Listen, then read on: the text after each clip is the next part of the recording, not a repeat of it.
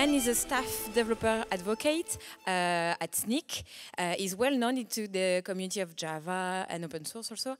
But I did know Brian from before. Yes, I was traumatized, I think, by my English teacher saying to me, "Where is Brian?" Brian is in the kitchen. And fun fact, Brian didn't know that in France we had that joke. So the first time, I think it was at Devox, someone told him, "Oh, Brian, you're in the kitchen." And he was like, "Eh?" So we explained the joke. Now it's okay, but I'm so proud to introduce Brian, and he's not in the kitchen, he's at Defense Nantes. Please make some noise.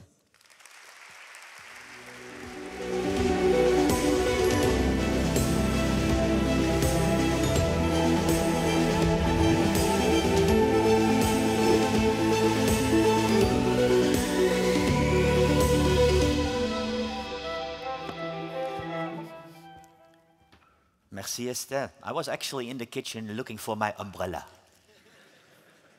By the way, you all know this is a security talk, right? Yeah, normally when I do security talks, there are 10 people in the room.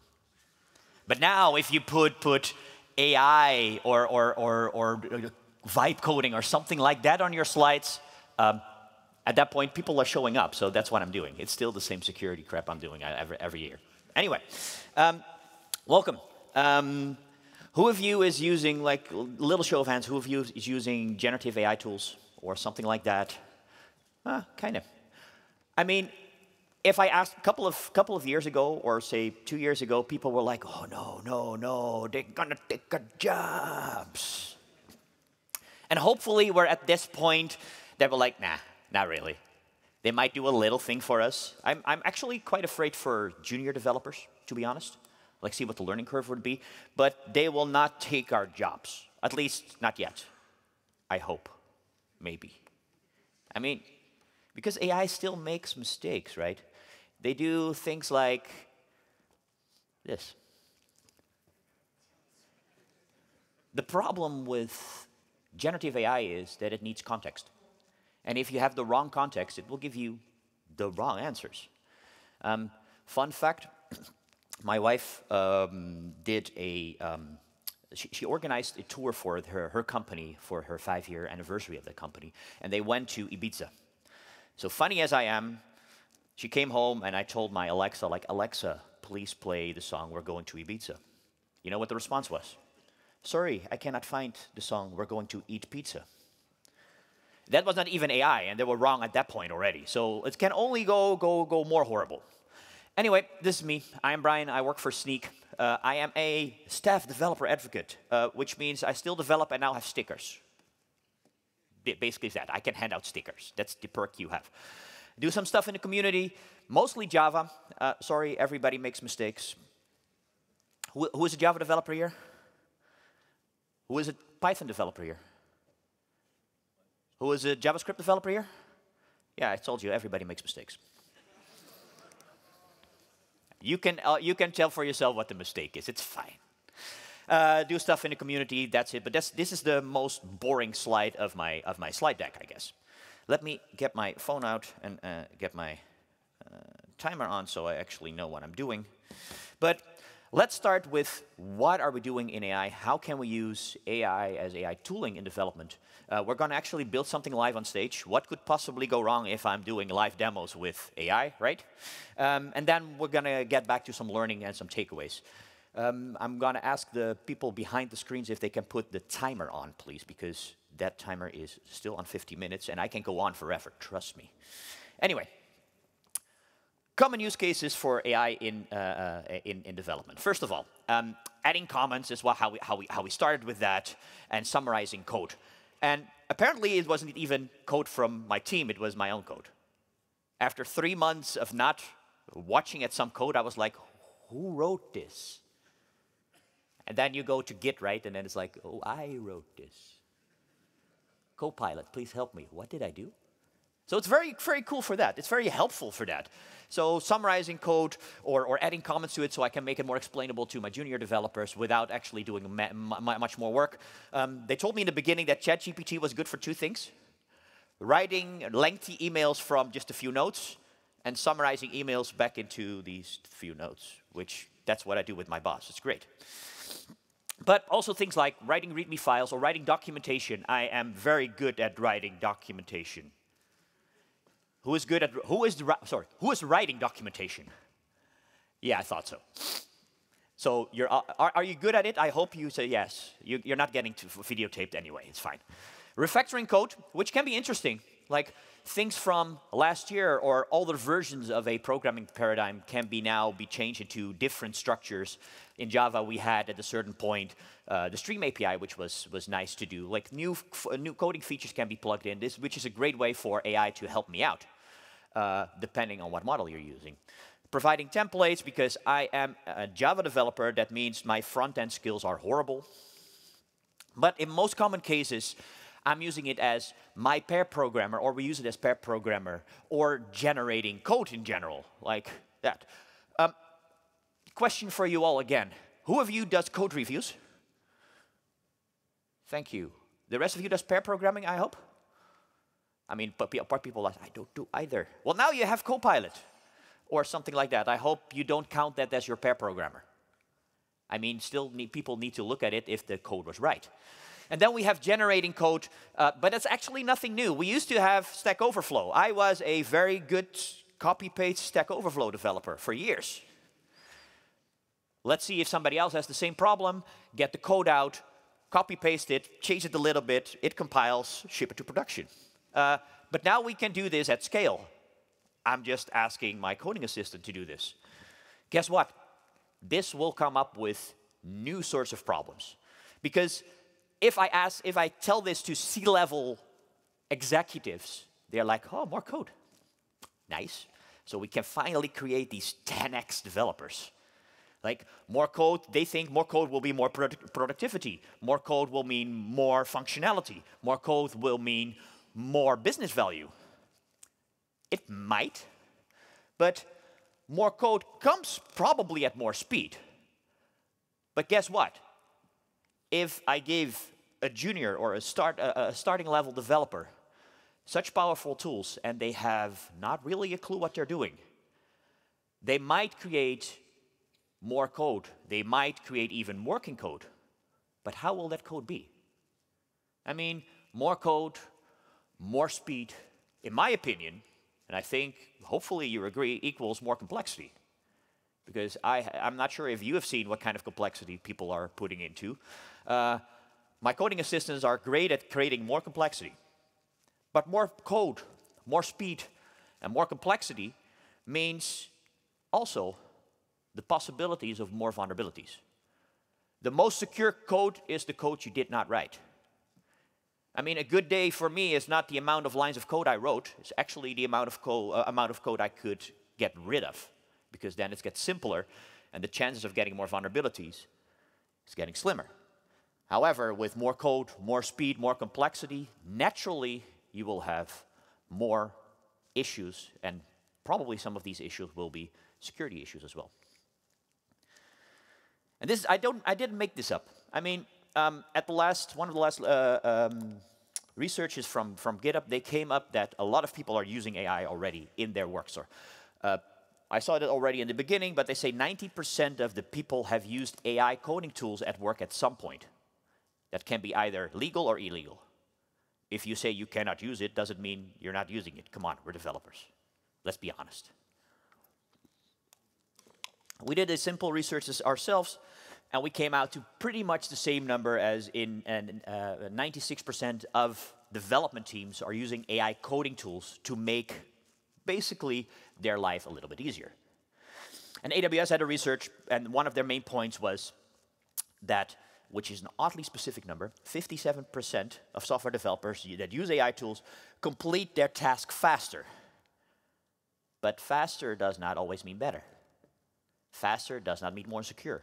Faster just means like, okay, it's from Jira to do. It's done. And after that, you go to the next ticket. And that's how we measure velocity. But if we go to other researchers from the New York University or Stanford University, NYU saw that 40% of the Copilot generated code contains vulnerabilities. And if we're not aware that these vulnerabilities are there, and we're like, yeah, done, ship it to production, dup, I can go home, we might be in kind of a trouble. Stanford University came up with a thing like developers wrote more significantly less secure code than those without access. Which means that implicitly, I saw that most of us do code reviews. We do not trust our coworkers to put code in production, but we do trust Copilot to do that for us. And then we think we're not out of a job yet. Good for you.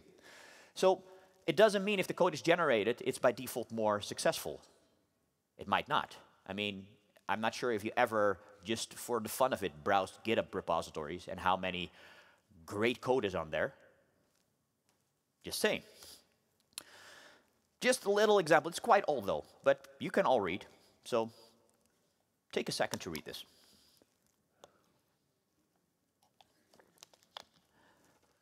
The last line alone. Therefore, 59 plus 43 equals 51. Sure, yesterday night after 2 bottles of wine, that makes total sense. Even if you ask it like, are you really sure about that? It's, yes, I'm confident.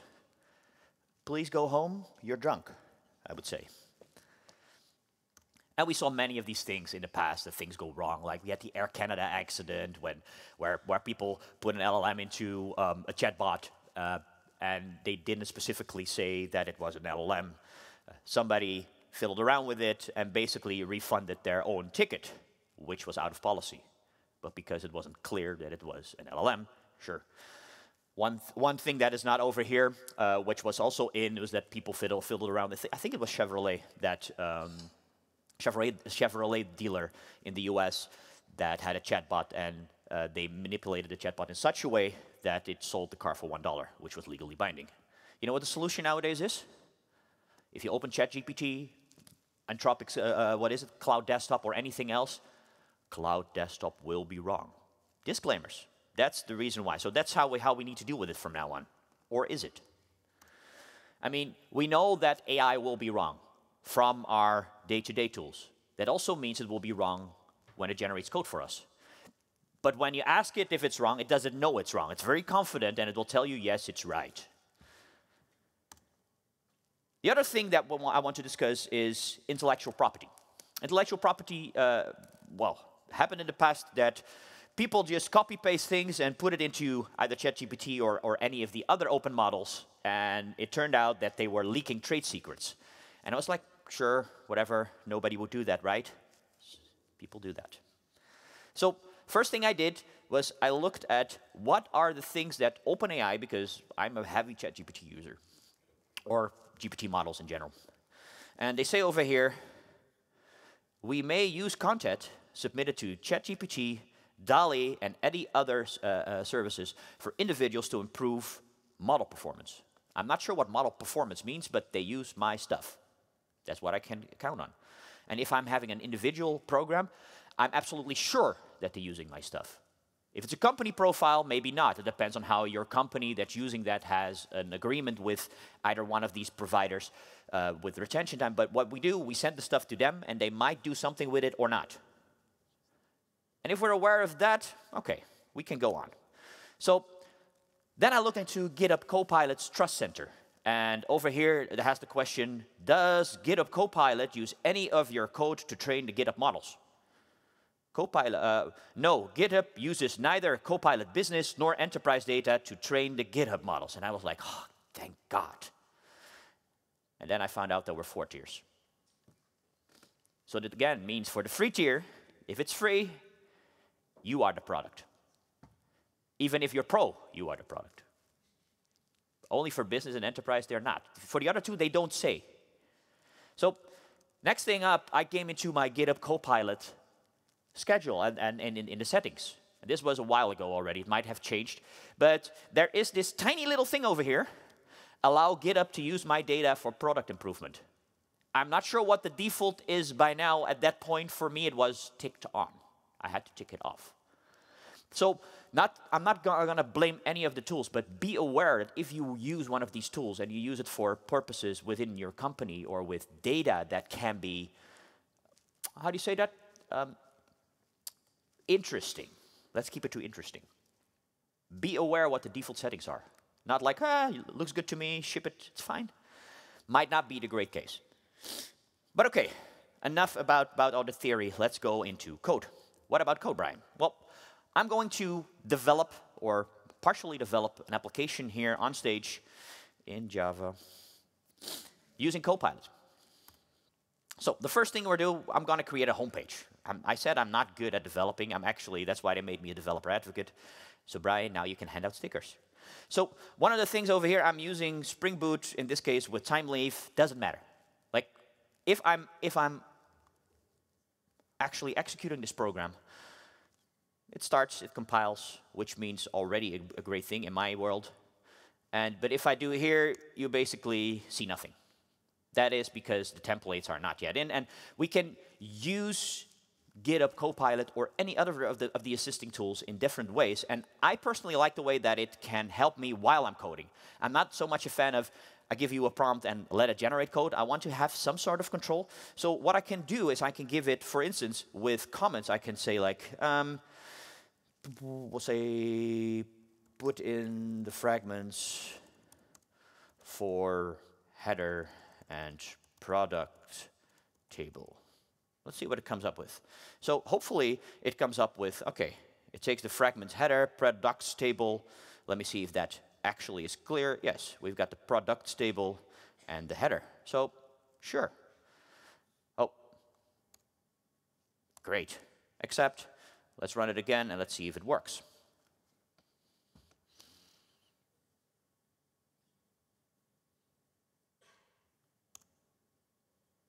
Great. We have at least something.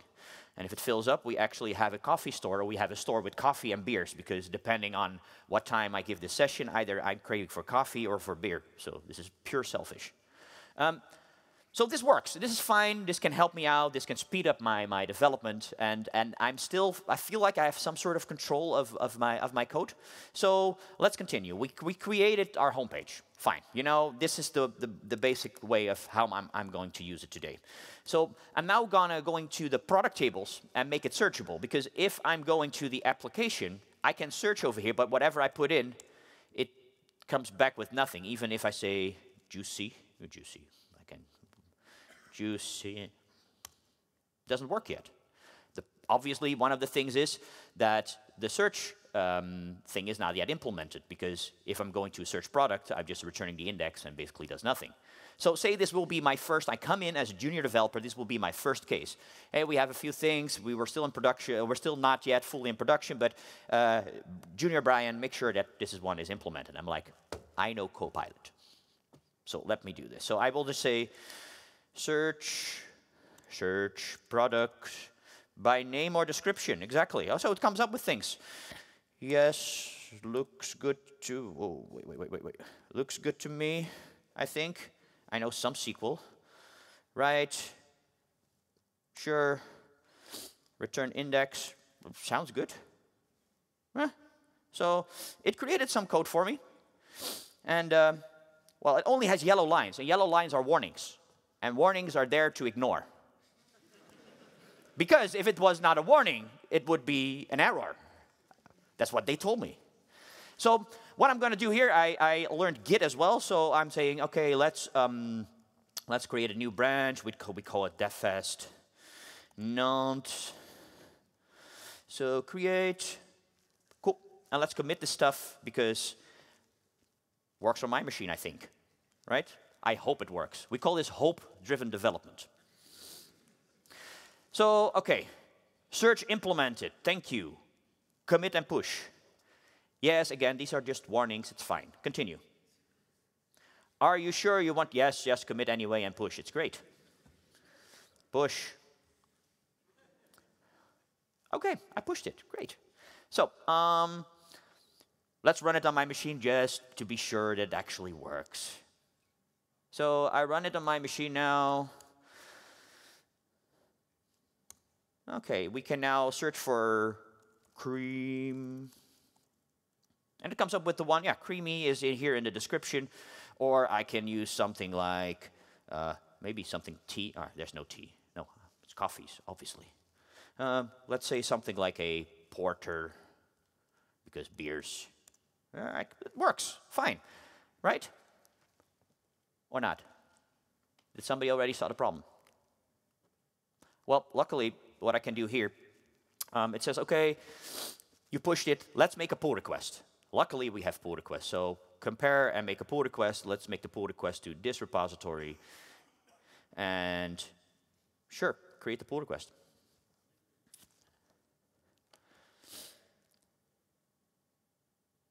In the meantime, luckily my team already did a few things. They put a few tricks in the pipeline that if I put a pull request in, they're going to scan my code.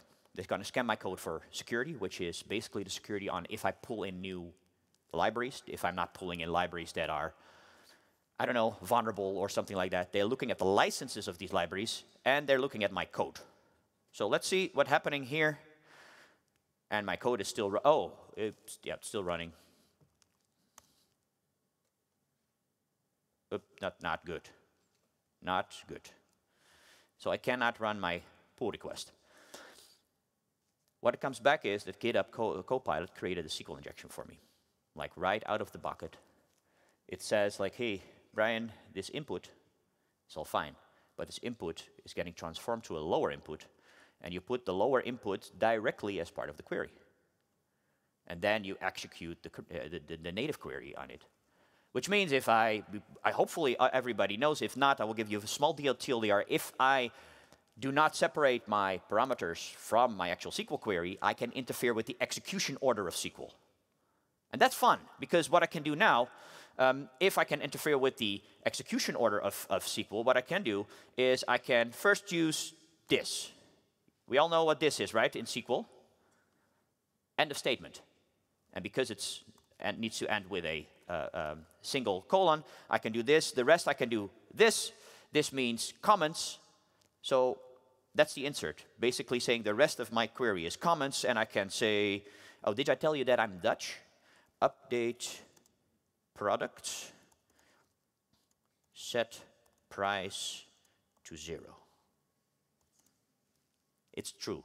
Dutch people are cheap. I can say that. But if I refresh this, you will see all prices are 0, and I get free coffee, and or more importantly, free beer. So let's say, yes, we're doing training, or we're doing things with Copilot, and Copilot is my assistant, and we call this pair programming, and now at least 2 people saw it. Well, that's not true. You see that it can slip through, and it will. I showed you.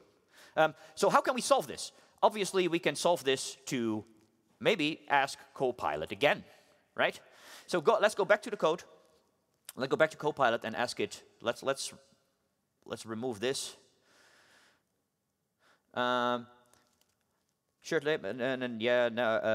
Prevent SQL injection. Very clear. And now it comes up with something else that it puts instead of a query, or instead of the query directly, it comes up with, in this case, an input value that you set as a parameter in the second go, which makes a lot of sense. Because now it's not part of the query anymore like it was here, but you set it in a different way. Normally, the way to solve this is, most people say query parameterization, but that's not completely true. The actual way of doing this is prepared statements in most languages. And what we do in a prepared statement with parameterized queries is the following. We have a query. We send that query with some blank spots to the database already. We let the database do the heavy lifting, and it's like, okay, I know what you want. I will already create the execution plan for you. In a second go, you set the parameters, but the execution plan is already created. So you cannot tamper with it anymore with the dash dash, make it a comment, or the semicolon, end of statement. And therefore, this works. The question here is, I'm now using, or it proposed to me some parameterized or named queries. Does that solve my problem? Well, that depends on your implementation. I'm using JPA, the Java Persistence API, and I need to know what that is, because that is just a reference. So I need to know what my implementation is. So I need to know what the default implementation of this framework is. And if that default implementation of that framework actually uses prepared statements. Luckily, all these answers are yes. But guess what? Maybe you know. But does the new junior in your team know that? They're like, works on my machine. Ship it. And that's not a good practice. Even though these coding assistants can help you, you still need to know what the defaults are of the frameworks and the settings that you're using. Because even though this might look great, if I'm using another implementation, it might go horribly wrong, as ever, because it is an abstraction. So yes, there is a lot of work to do by knowing what kind of stuff you're actually using under the hood. We did the product table. Let's do something else. Let's go to my profile. So I'm leaving this one in. This is fine. We accept it as it is. Just for learning purposes. Don't do this at home. But what we're going to do is, if we're going back to our application, one of the things I can do, I can log in, and I can log in with my super secret username, Brian, and my password, which was, I think, welcome123. It's fine. I work at a security company. It's great. Parts of what I can do, I can upload a picture here. But guess what? You already guessed it. This is not implemented yet, so that will be my second job. Let's go into the upload controller, and over here you see that somebody already tried something with comments. I don't like comments because I have Copilot to create it for me. Upload picture to upload directory and save the file name to the person's profile pic field. Thank you. So it already knows me. We're such good friends. Yes, seems legit. Sure, write the file, add something to the model, it's fine. We look at the person. If the person is not there, we just return something, it's great. Set profile, save picture. Looks good to me. Who sees the problem here? This one is a bit more complicated than the SQL injection, eh? So, luckily, I also have scanners in my application. It can do the same thing as the thing, but I can do it over here. And let me see if it already came up with it. Probably I need to rescan this. Let me see if I rescan my code, it comes up with an issue. Yes, over here, you always see it. This one pops up. Path reversal.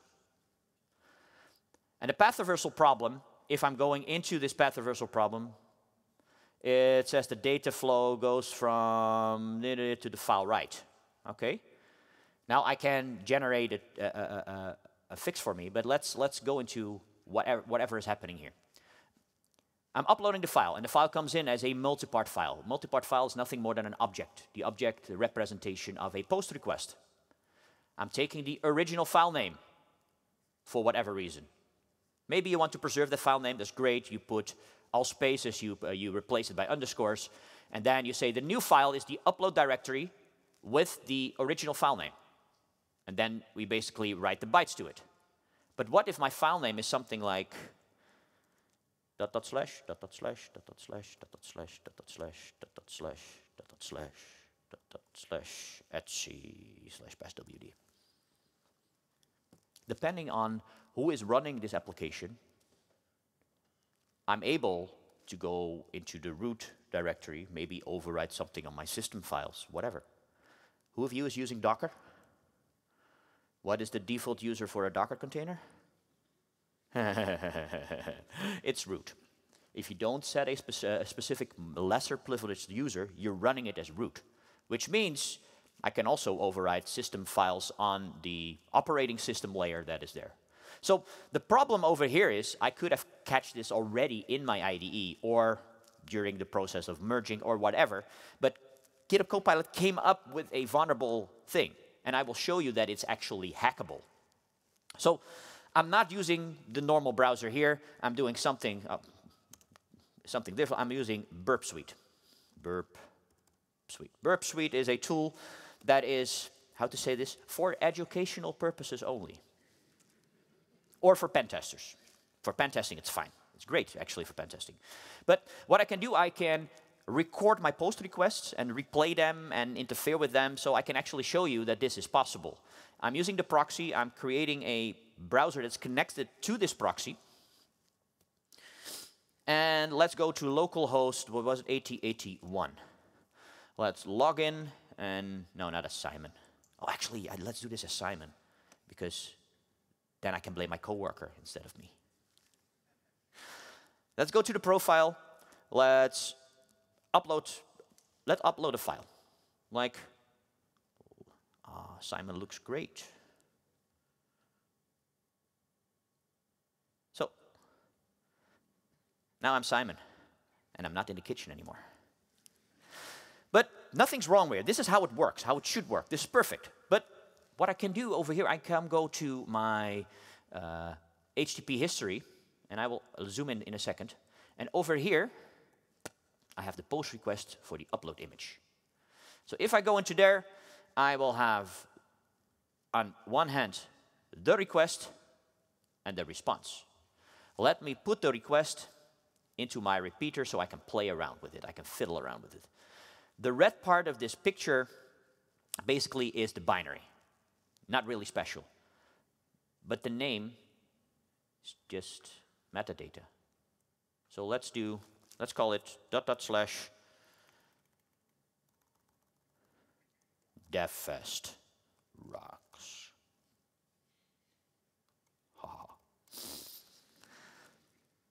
But you see what I did? I just put it one level down. So not in the upload folder where I suspect it to be, but I put it in the root of, in this case, my project. So I can get easily rid of it and not have to look through my whole system. But if I can do this, I can also do ... go all the way around depending on what user is actually running this. So if I'm sending this, I get an HTTP 200, which I love. And then going back to my application, let's go into my project. And in the root of my system, there is now a picture called DevFest Rocks, which means I could break out of the upload folder and put it somewhere else.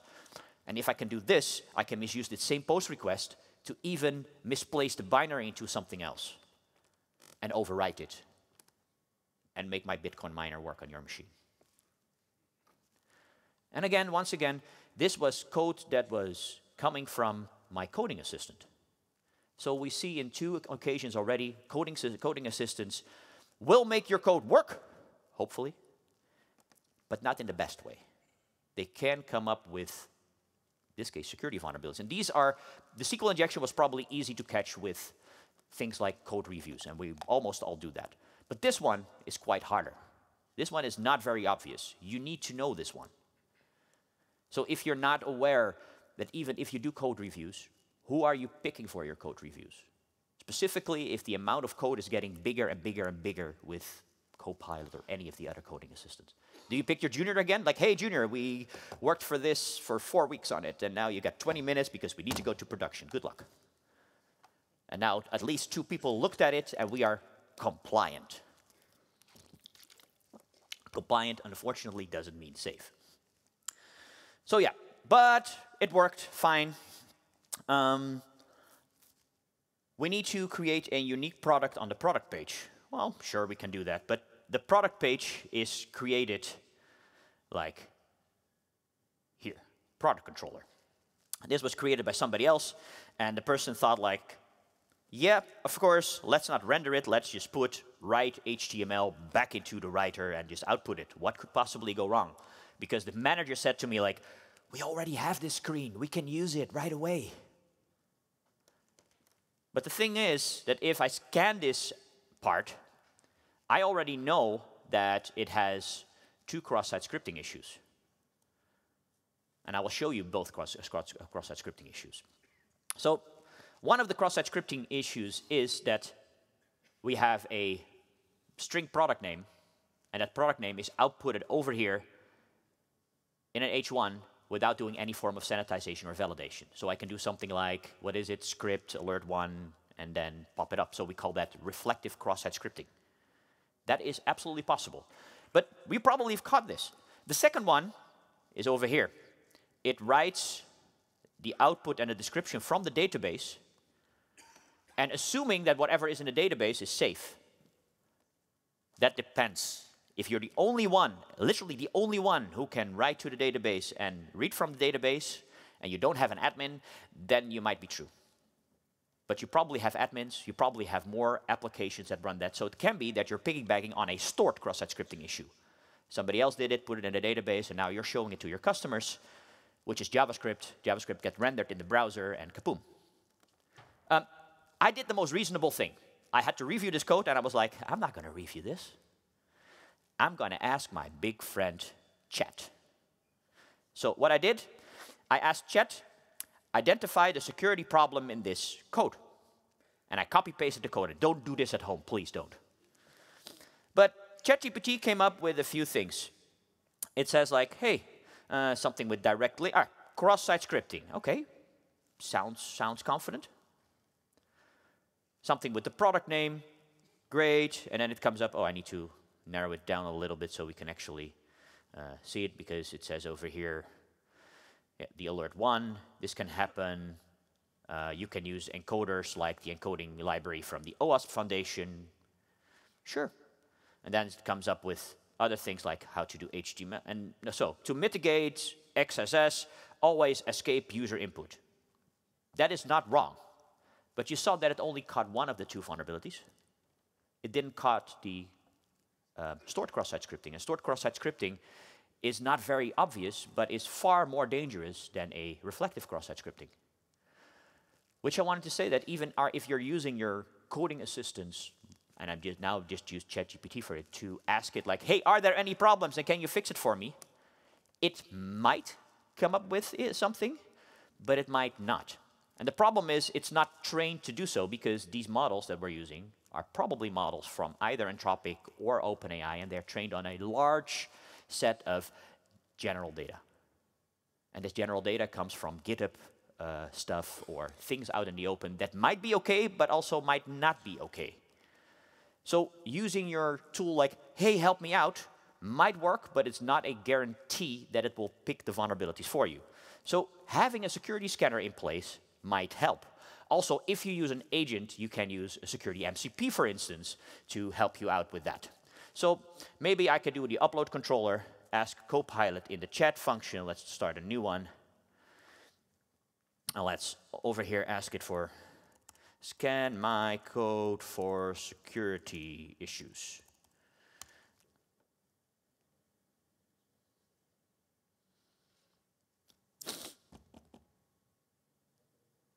It has an MCP involved that it can come up with, and it found my thing. And now I can ask it to fix it for me, and it either comes with a fix or it comes with something completely different. I did it 3 times this morning, and it came up with like 4 files that it wanted to change. While the solution for the first one is very simple. We need to inspect the file name, and it's something like if what is it here? Now it's not exist, but I can do file name. Let's if file new path and directory dot normalize, which normalizes the dot slashes.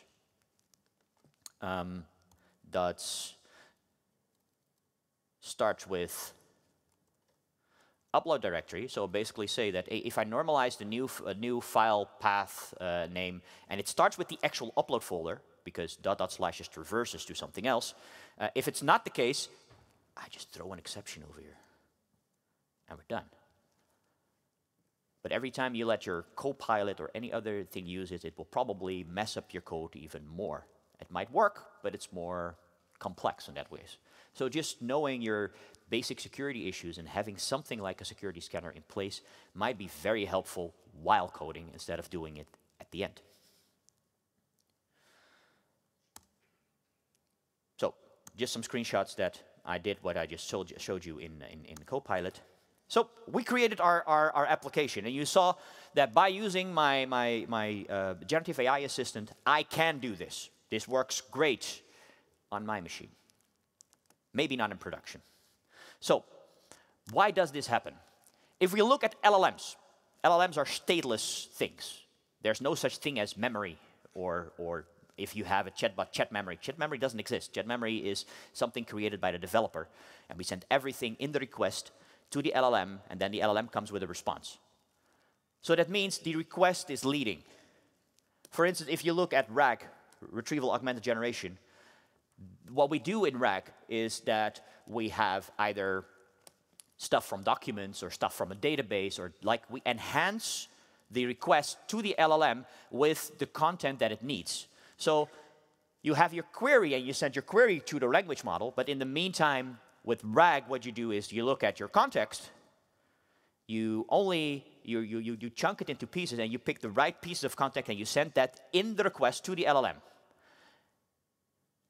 Guess what your context is here? It's your own application. So it's both, the model is trained on all sorts of open stuff, but it's also your application that is part of the context and part of that. So meaning if you have an old application that worked for years in a bank, government, insurance companies, there might be stuff in it that is not great. And we all know it, but nobody dares to touch it because it works in production and nobody cares.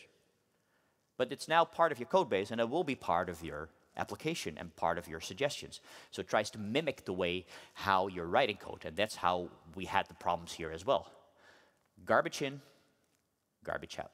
If you have a full greenfield application, you probably will be okay, but you still need to worry about this. The more you have, but most of the stuff that we do is not greenfield. Most of the stuff that we do is making sure this new feature works in this old application, or this old application needs to be refactored to a new framework, but it still has the old code from a developer from 1970 that actually knew COBOL but did not know how to write JavaScript, and just did something, which was great at that time, but maybe not today. And we're now amplifying that problem with these generative AI tools, and that will lead into security issues or performance issue or any other of these issues. So, how to approach secure AI assistant development?